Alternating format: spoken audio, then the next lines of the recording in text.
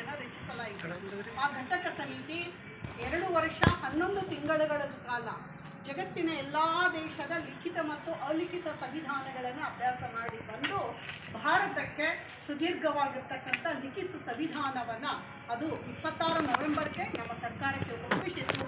ಆ ಅಧಿಕೃತ ನಮ್ಮ ಸಂವಿಧಾನದ ಆಡಳಿತವನ್ನು 1950 ಜನವರಿ 26ನೇ ತಾರೀಕಿನಂದು ಜಾರಿಗೆ ಬಂದಿತ್ತು.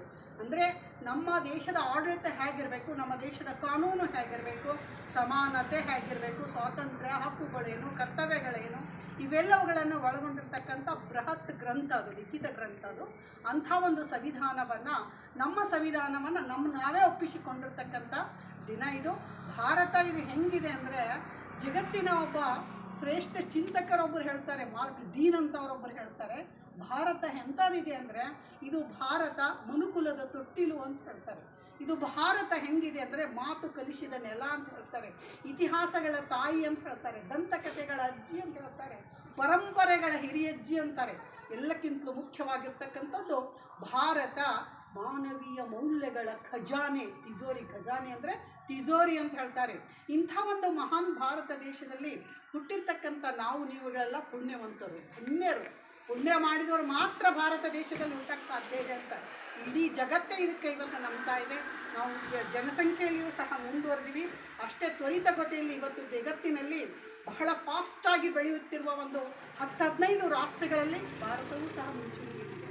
ಎಲ್ಲ ಕ್ಷೇತ್ರದಲ್ಲಿ ಸಾಮಾಜಿಕ, ರಾಜಕೀಯ, ಆರ್ಥಿಕ, ಶೈಕ್ಷಣಿಕ, ತಾಂತ್ರಿಕ, ವೈಜ್ಞಾನಿಕ ಎಲ್ಲ ಕ್ಷೇತ್ರಗಳಲ್ಲಿಯೂ ಸಹ ಭಾರತ ಬಹಳ ವೇಗವಾಗಿ ಮುಂದುವರಿತಾ ಇದೆ, ತನ್ನ ಪ್ರಗತಿಯನ್ನು ಸಾಧಿಸ್ತಾ ಇದೆ. ಇಂಥ ಮಹಾನ್ ದೇಶದಲ್ಲಿ ಹುಟ್ಟಿರ್ತಕ್ಕಂಥವ್ರು ನೀವುಗಳೆಲ್ಲ ಗಣ್ಯರು. ಎಷ್ಟೋ ಜನ ದೇಶದ ಬಗ್ಗೆ, ನಮ್ಮ ದೇಶದ ಬಗ್ಗೆ ಹೊರಗಿನವರೇ ಹೊಗಳಿದ್ದಾರೆ. ದಕ್ಷಿಣ ಆಫ್ರಿಕಾದ ಒಬ್ಬ ಕ್ರಿಕೆಟ್ ಆಡಳಿತಗಾರ ಭಾರತಕ್ಕೆ ಬಂದು ಇಲ್ಲಿ ಕ್ರಿಕೆಟ್ ಆಡ್ತಾರೆ, ಇಲ್ಲಿನ ವಾತಾವರಣ ಎಲ್ಲವನ್ನು ಹಚ್ಕೊಂಡು ಇಷ್ಟು ಖುಷಿ ಆಗ್ತದೆ ಅವರಿಗೆ. ಖುಷಿಯಾಗಿ ತಮ್ಮ ದೇಶಕ್ಕೆ ಹೋದ್ಮೇಲೆ ಗರ್ಭಿಣಿ ಪತ್ನಿಯನ್ನು ಭಾರತ ದೇಶಕ್ಕೆ ಕರ್ಕೊಂಡ್ಬರ್ತಾರೆ ಅವರು. ಗರ್ಭಿಣಿ ಪತ್ನಿ ಅವ್ರಿಗೆ ಏನಂದರೆ ಭಾರತದೆಲ್ಲದಾಗೆ ನನ್ನ ಮಗು ಹುಟ್ಟಬೇಕು. ಇಂಥ ಒಂದು ಪುಣ್ಯಭೂಮಿಯಲ್ಲಿ ಸಂತರನ್ನು, ಜ್ಞಾನಿಗಳನ್ನು, ಮಹಾಂತರನ್ನು ಜನ್ಮ ಕೊಟ್ಟಿರ್ತಕ್ಕಂಥ, ಯಾಕಂದರೆ ನಮ್ಮ ದೇಶ ಏನಿದೆ ವೈವಿಧ್ಯತೆಯಲ್ಲಿ ವಿವಿಧತೆಯಲ್ಲಿ ಏಕತೆ ಇದೆ. ವಿವಿಧ ಜಾತಿಗಳಿವೆ, ವಿವಿಧ ಭಾಷೆ ಮಾತಾಡೋರಿದ್ದಾರೆ, ಎಲ್ಲವೂ ಇದೆ ಇಲ್ಲಿ.